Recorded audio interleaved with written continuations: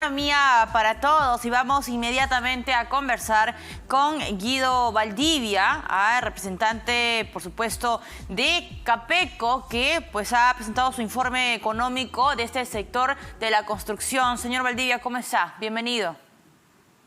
¿Qué tal, Valeria? Un placer estar con ustedes. Coméntenos, en principio, cuáles han sido las principales conclusiones de este informe que ha preparado Capeco. Bueno, la primera, se confirma que la construcción pasó los 12 meses del 2023 en rojo y cerró el año con aproximadamente 8% de recesión, digamos, ¿no? Y aparentemente, por los datos preliminares que tenemos, en enero va a haber una recuperación muy fuerte de un poco más de 20% de la actividad constructora. Es cierto que la base sobre la cual se parte, que es enero del año 2023, fue un mes de baja ejecución, pero también es verdad que la obra pública ha seguido creciendo, a pesar de los problemas que tienen y que ponen en entredicho la calidad de la inversión. Y el consumo de cemento, después de 16 meses en rojo, también en enero de este año ha presentado un crecimiento importante de más del 9%. ¿Ustedes prevén, señor Valdivia, ingeniero Valdivia, que esto se mantenga en los próximos meses, o es que de repente por allí se asoman o avisoran algunos riesgos que podrían de repente estancar las cifras? Bueno, como regularmente hace Capeco, hemos desarrollado en febrero una encuesta a empresas del sector construcción y la previsión que se tiene es de un crecimiento de 4% para este año 2024. Es un poco más incluso de lo que plantea el BCR 3.3 y está en línea con lo que también otras consultoras han anunciado. En realidad depende mucho de lo que haga el actual gobierno. Este primer trimestre va a ser, digamos, bueno porque tenemos una base baja y porque hay efectivamente alguna recuperación. Pero sí es importante entender que la obra pública tiene problemas estructurales y tiene problemas de corto plazo. ¿Cuánto es el peso de la obra pública en el rubro de la construcción a nivel nacional? Aproximadamente un 20%. No es poco. Pero como usted sabe bien, es usual que la obra pública sea un factor contracíclico cuando hay problemas en la inversión privada, en la economía en general. Totalmente. Eso no se ha logrado. Nosotros en realidad pensábamos que el año pasado podía ser hasta un buen año, ¿no? Pero problemas en la ejecución, y lo vemos a cada rato: paralización de obras, estimaciones de corrupción muy fuerte, problemas en los pagos a los constructores, que ya está permeando eso hacia el resto de la cadena de pagos, y eso es un problema pues bastante complejo, ¿no? El Estado no está cumpliendo oportunamente con pagar aquello que se comprometió a hacer, ¿no? Ingeniero, ¿cómo va el tema, por ejemplo, del fondo Mi Vivienda? Ahí hay un desembolso, pero no sé cómo lo están viendo ustedes desde el sector de construcción.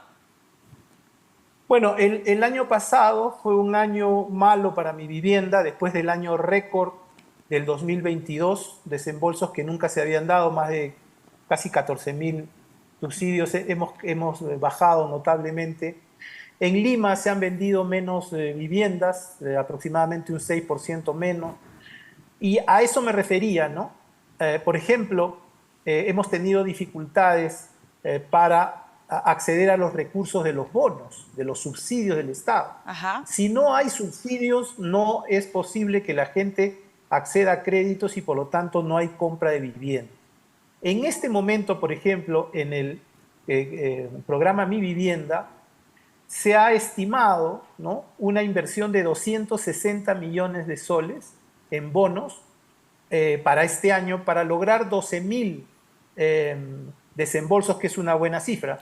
Nosotros creemos que debería ser un poco más. Pero ¿cuál es el problema? 260 millones es lo que necesitamos Y hoy día, después de que el Ministerio de Vivienda hizo muchas gestiones ante el Ministerio de Economía, solamente tenemos 91 millones. Esos 91 millones se van a colocar en el primer cuatrimestre del año y hasta ahora no tenemos una solución para el resto del año.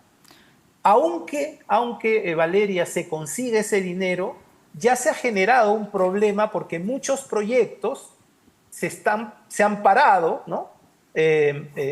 Debido pues justamente a esta incertidumbre, sumado a también la actitud poco adecuada, digamos de una manera eufemística, de varias municipalidades que están impidiendo el desarrollo de proyectos de vivienda social en sus circunscripciones.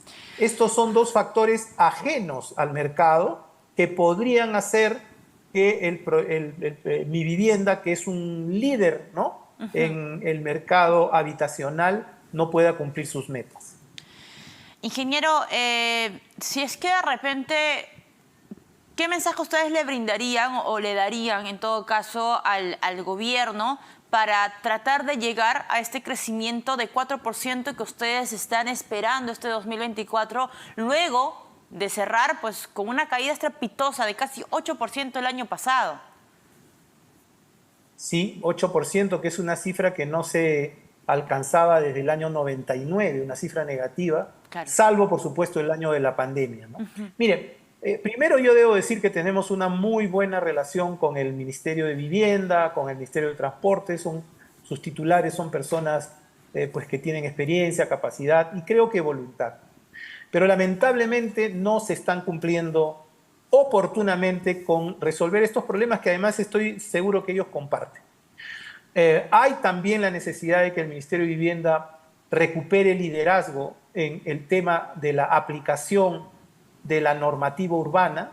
Ahí hay una gran confusión porque las municipalidades efectivamente gobiernan el desarrollo urbano de sus circunscripciones, pero tienen que hacerlo con base a las políticas nacionales. El ministerio tiene que poner orden porque ya hemos visto que en San Isidro se están parando proyectos no solamente de vivienda social, también proyectos de construcción sustentable que se sujetaron a una norma que dio la propia municipalidad en la gestión del alcalde Molina, una idea muy buena para promover la edificabilidad de proyectos sostenibles ecológicamente, y lamentablemente el alcalde Canales pues los está paralizando de una manera que al final va a terminar perjudicando a sus propios vecinos. Eso es largo de explicar, pero es así. Si en una ciudad no hay inversión y no se atienden las demandas de los vecinos, lo que va a pasar a la larga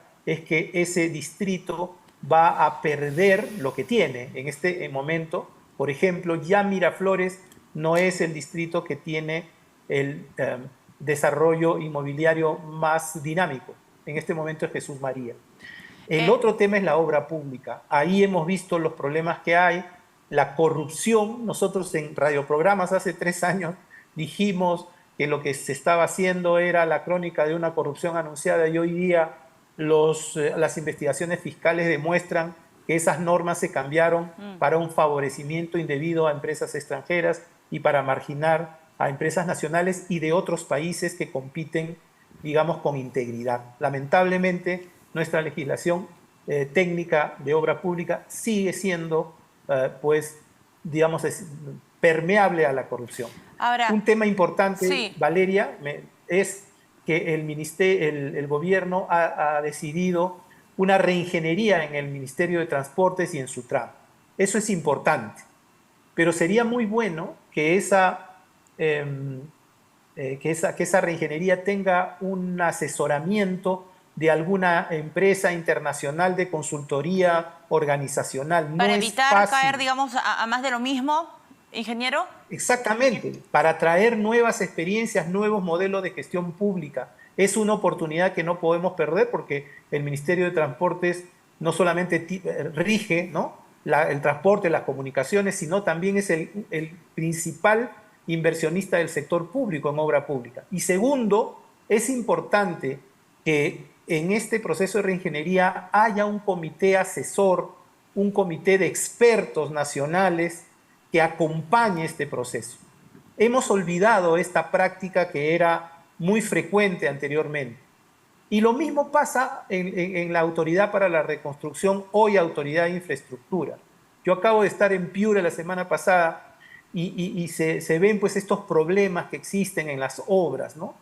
Y lo que nos dicen en Piura es, bueno, es que no hay una interrelación entre los funcionarios encargados de la autoridad y técnicos que trabajan en Piura, que son piuranos y que tienen mucha experiencia.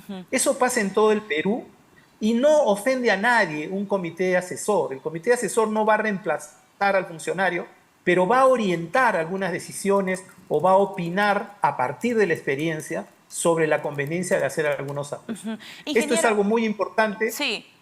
Sí, adelante, Valeria. Ingeniero, bueno, son puntos, digamos, de preocupación para el sector de construcción y no es para menos, ¿no? O sea, están tratando, entiendo yo, de buscar canales de incentivar y de reactivar este sector que mueve una cantidad también de empleo directo e indirecto, porque se mueve cemento, se mueve incluso los alquileres de maquinarias pesadas, etcétera.